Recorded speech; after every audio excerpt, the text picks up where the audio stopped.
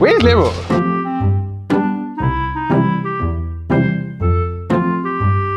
Where's Level?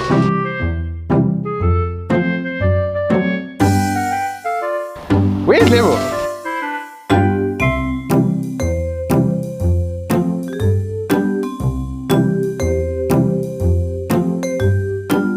One eternity later. Lebs, we have a guest here today. Yeah. Who's this guy?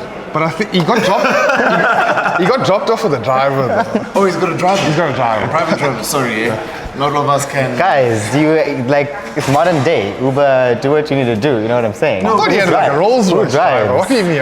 No, I get it because when you're stuck in a meeting and you call your driver, Yeah. and your driver's like 10 minutes away, then you know, okay, I've got 10 minutes to wrap up this meeting.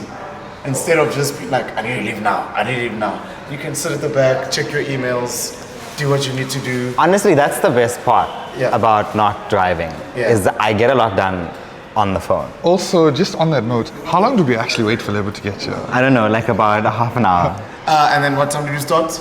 Yeah, but that was Yeah. like work things. Hello, Kyle. Hello. Nice to yeah. meet you. Nice to meet you. Welcome. Thanks, So please guys. tell us about yourself. Where are you from? I am from Wales, Johannesburg. Like I came from the middle of nowhere. Never know, actually. So I'm Kyle. I've worked in the luxury industry, fashion industry for over 10 years now. Okay. And very famously worked for LV in I'm Sandton. not gonna lie, your number's saved on my phone, Kyle. LV. No, it's I'm Kyle LV. Yeah. From day one till the rest, till I die, there's Yeah. people who will always call me Kyle LV, just a thing. But now I've left LV almost a year ago, and I Okay. work as the head of marketing for the Capone Fashion Group. Okay. So I manage social media marketing for a bunch of fashion brands, luxury brands, high-end brand, kids brands. Just a lot. And then we shoot a lot of content. So a lot of what we do is revolved around pop culture, and which brings us to cars, because that's just Yeah. part of rap industry, hip hop industry, music. It all sort of links together in some type of way. And Okay. obviously being in the luxury space, I spend a lot of time with people and their cars, Yeah. events. Have had the privilege of being in some very, very nice cars Yeah, of with course. some very, very high-end luxury people. But yeah, and then there's just an intersection of all of that all the way. Okay. So I think the marriage between the two is Yeah. you kid people out in high quality clothing Yes. and they need to treat their cars the same way. Yeah, 100%. Fair enough. And I think also there's this aesthetic of how, you should dress versus, it's like the lifestyle image of it. And we've seen it in SA a lot where, you drive the nice car, you wear the nice brands, it's all Definitely part of the an image, package. yeah. So it's one type of brand thing. conscious. 100%, Yeah. 100%, exactly. Agreed. We've seen it out when you go Oh, no, out. definitely. We know people, all of us Yeah. know the same people who dress the part and they drive the car and they have the chick and whatever else. So it's like, it's the full thing. bottles. And the bottles and the Yeah. club and the house. Yeah, yeah. So it's one thing. Okay, all right. So obviously you shifted over from LV to your new brand now. Yeah. How are you finding that shift, and are you still retaining the same clients or the same people, or are you finding people actually are a bit more brand conscious and only want to stay with one certain high-end brand? Oh, that's interesting. That's interesting. I think being in there was like being in, I always say call it the monster for good and bad reasons, because it was crazy industry, crazy people that we dealt with, and then the level of spending and the mentality that you deal with, but then also the way it operated was quite crazy. But coming outside of it, we do have the same clientele. Yeah. I find that there's a very different expectation as Okay. opposed to there. Like people have this image of LV and an image of who you are. And that store and the service that they want. So they would have very high expectations walking in, but then on the other side, I don't see that expectation the exact same way. Interesting, eh? So it's like it's the same way that you judge someone by how they're dressed. If somebody's in like a nice suit, you think, oh, let me speak formal, let me like get a bit, But if someone's casual, like how's it, Yeah. type of thing. So that perception has changed, but I think the industry is still the same. SA is very brand conscious, very brand driven. Like I want to be wearing the nice things. I want to be seen in the nice of things course. in a label. But there's still a demand for high-end luxury that is just sometimes a bit insane. Right. So to relate that, Yeah. how would you relate that to cars? So obviously he used to work at Merck. Yeah. He'd be able to tell you stories at Merck. Yeah, So, 100%. 100%. so how do you think, do you think people behave the same way with all the brands of cars? I think 100%. I think it's exactly the same thing as to how, I mean, I could tell you about like somebody who walked into my store wanting X and X thing, wanting this, wanting that, and wanting it now. Yeah. And you on that end saying, that's not possible. You can't have that now. We can't do this. Or Oh no, we get that all the I time. can't have it made possible. Exactly like You get clients will walk in now and they'll be like, I want to wrap my car. now. I want it tomorrow. I want it tomorrow. I'm like, exactly. doesn't work Exactly. like that. And you've got no material, nothing. Yeah. You have to make it happen. So that's the exact same type of expectation with the client. But I think it's also that affluent client who like expects you to know what they're thinking before they say it. That client who maybe some of them are very humble and very nice. You do get nice people. Let's not make No, it of course. bad.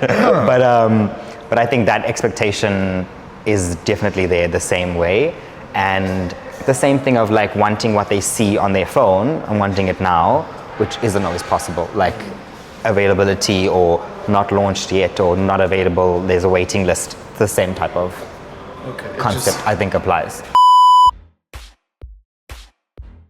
To argue about this on camera. Yeah. My argument is always, if he was so great, why did he lose to Rosberg? What are you referring to? The season he didn't win the championship, Rosberg won it. There is none of the greatest drivers in history ever lost to their teammates, because your teammate is the only person who has the same car as you. And if you are so great, you should never lose to your teammate. Okay, I think there was internal sabotage. but he was robbed. Yeah. It When? wasn't even a case of he lost to him. To Rosberg. When he was stripped from him because he lost his title, it wasn't because of that. No, that's not the same Oh, season. you're talking about another season? No, we're talking about like way back. No, you're taking it too far. But this At is the time, he's not a 7-time world champion. yeah, And also you must remember they both at that time, Mercedes had the best car. that's what I'm Yeah. saying. Mercedes had the best car, but clearly he's not the best driver if he lost to his teammate. I think it's hard to This say is that my argument. when it's Can we like just wait until the it's not season like is done? it's not like one race. Yes, It's a culmination of it's different over a whole things. season. Exactly. He was clearly proven that he's not that great. He only won because he got put in the best cars. This is very like Yeah. deep. This is very deep. That's what I'm saying. This is very still- deep. My counterpoint here is, and like I said, all of the best drivers in history, like you look at Schumacher, you look at Senna, you look at where like Verstappen is now, Fangio, all these people, they never lost to their teammates because their teammates have the same car as them. So can't you say that they were both the best drivers?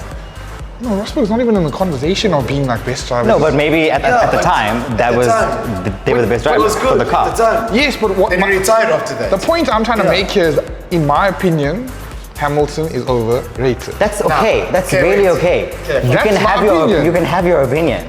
Yes. We don't care, but you can have you can have it. You can have it. Outside of the racing, Yeah. what I appreciate the most about Hamilton, in the comments, please don't get too sensitive, please. But you need to understand, Hamilton added swagger to the sport. It was too, please, like, it was too plain and boring Yeah. without him there. He added swagger and style and just culture and a vibe to the sport. 100%. But this for was people of coming color- already. No, but this was coming already. If you go back and watch the Senna documentaries. So in Senna documentaries, they robbed him of so much stuff because he was a person of color from non-European countries, and he wasn't white and he wasn't French, which is why they favored the other drivers over him. But you see, now the thing is, you must also understand, F1's been predominantly every European. trust fund- It's European. It's Not European. even European trust fund baby, mom and dad who can afford to pay for F1. Hamilton didn't have that kind of upbringing. So to get to where he is, Agreed. and also for people of color to But be being able to look British. up, yeah, it doesn't matter. He still didn't come from Yeah. wealth. For people of color to be able to see someone in a sport that's predominantly white and be like, wow, I can also maybe be in that sport. It's a lot bigger than just winning the championships. It's a lot bigger. I completely agree with everything you're saying. But I mean, the point of it was, well, where I was going to mention it is that, you know, if you talk about the intersection of cars and fashion, and there isn't. What do you like about cars, by the way? You really? didn't even tell us. No, I mean, like what I like about cars. Yeah, what do you like about cars? I mean, I think that cars, you know, growing up Indian. Oh.